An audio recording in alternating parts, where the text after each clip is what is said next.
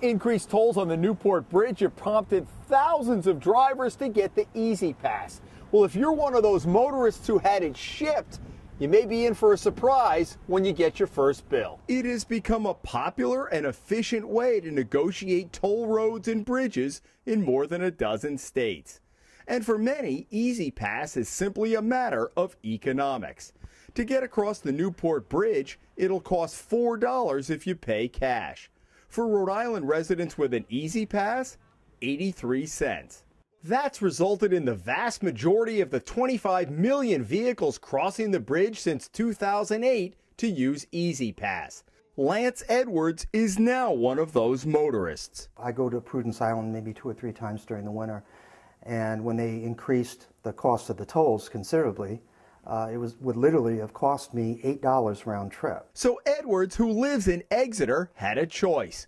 Go to an office at the bridge and purchase a transponder, or order one from the manufacturer in New Jersey, ACS Incorporated, which is now owned by Xerox. Edwards ordered online, and when his transponder arrived last month, there was already a charge for $2.35 from this exit near Worcester on the Massachusetts Turnpike, 2 days before it got to Edwards' house. What caused me to even look at my bill is I was pre-warned.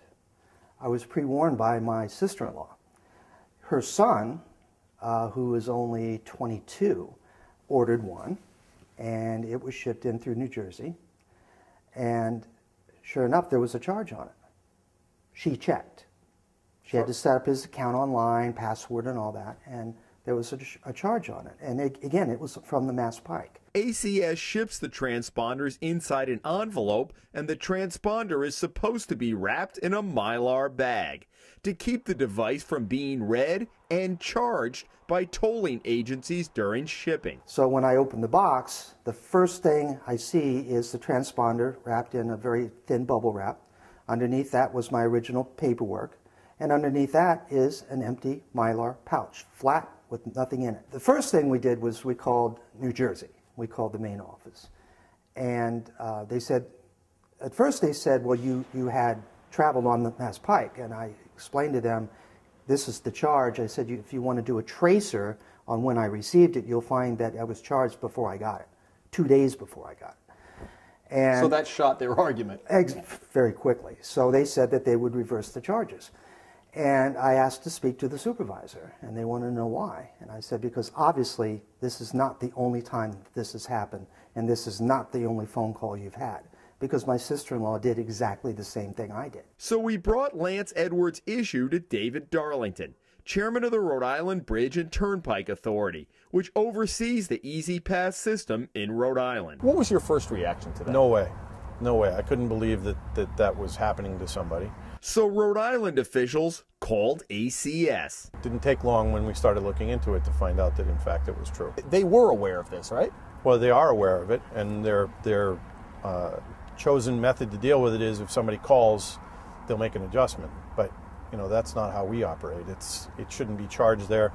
Simply because somebody trusted us and didn't look at their bill doesn't mean that they should be charged for things that they didn't do or they didn't incur. As a result, Darlington has had the Bridge and Turnpike Authority staff working overtime to review every one of the 40,000 Easy Pass transponders shipped from New Jersey since the program began here in Rhode Island 4 years ago. Up until now, he said, there hadn't been many complaints. As we looked into it, we'd adjusted 367 accounts out of 28 million transactions, so I understand that it didn't raise anybody's eyebrows, but now that we've looked into it, we find that about 4% of all the transponders sent out by a vendor, which was about 40,000 of the transponders, have had trans toll charged to their account while the thing was in shipping that never called us to have them adjusted, nor should they have to. ACS has accounts with the majority of the 25 Easy Pass agencies in 14 states, including Rhode Island. Hearing none, all those in favor signify by saying aye. Aye. Any opposed? Last week, the board of the Rhode Island Bridge and Turnpike Authority voted to cancel its contract with ACS, something it had planned to do months ago anyway, before we raised the issue of improper charges, because of other issues it had with the company. An ACS spokesman in Kentucky tells the Hummel report that the improper charges are, quote, a rare occurrence impacting a small fraction of drivers who receive their transponders through the mail. We have identified the issue and taken immediate steps to rectify it. We expect no further similar problems. Any transponder inadvertently charged will have their account credited. We apologize for any inconvenience. The thing that's baffling to me is there is a Mylar bag there. And it seems very simple that all they really had to do was stick it in the bag. Well, it's not just simple, Jim. Our contract with them says they'll put it in the bag, right? And their answer when we called them was, well, it must have wiggled out of the bag while it was being shipped. Well, you can tell from looking at that bag, it's not possible for that to have wiggled out of the bag. There's no wiggle room. Exactly. There's no wiggle room. Lance Edwards last month ordered a second Easy Pass to see if his first shipment was a fluke. So we decided to see for ourselves as he opened up the ACS package from New Jersey. The company had told Edwards the transponder probably slid out of the Mylar pouch. We have a transponder. All All right. We have my paperwork. Okay. All right. And look at this. We have a pouch. We have a pouch. There's not a fold. Nothing. Now, if this was inside this pouch, inside this size envelope, you tell me how that could possibly slide out of that pouch. Not possible. I think a lot of bigger tolling agencies, these kinds of issues would be acceptable, and they would just say, this is how we're going to process through. This, little agency here in Rhode Island, we try to be a little more proactive about things. If this issue had been raised to us earlier, we would have done this earlier and taken care of these customers so that, the process shouldn't be, we're going to charge you for something you never did, and unless you pick it up and call us, you have to eat the cost of it. That just shouldn't be. For something like that to happen, you would have millions of transponders sent out annually. You would have a very inefficient shipping department and a manager that isn't doing his job. Do you think it's intentional or it's laziness? I think it's probably laziness. I think they didn't supervise their people well enough to see that they were putting them in the bag.